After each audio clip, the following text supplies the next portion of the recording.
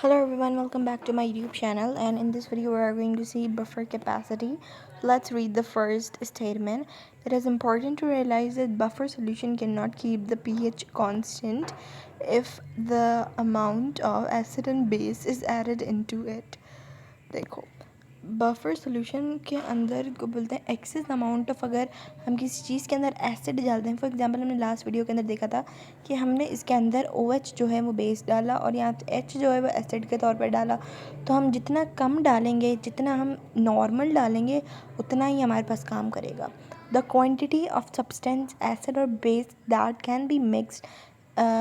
can be mixed in the buffer solution before its pH change is known as capacity. Buffer capacity, ना ज़्यादा ना कम. अगर आप ज़्यादा एसिड डालेंगे तो बफर सॉल्यूशन जो है वो काम नहीं करेगा, अगर आप कम डालेंगे तो बफर सॉल्यूशन जो है वो काम करेगा. तो उसी को ही हम बफर की कैपेसिटी कहते हैं. अच्छा, अब दूसरा टॉपिक है हमारे पास salts and their types of application.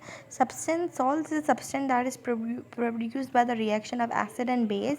It consist of positive ion of the base and the negative ion of the acid.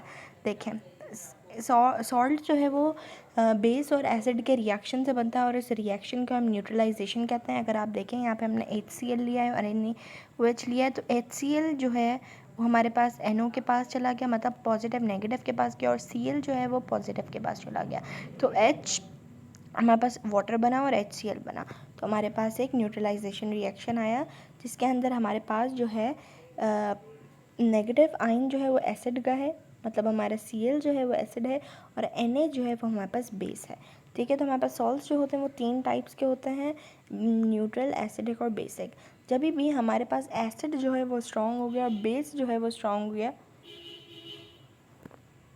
तो हमारे पास जो सॉल्ट की टाइप बनेगी वो हमारे पास न्यूट्रल बनेगी.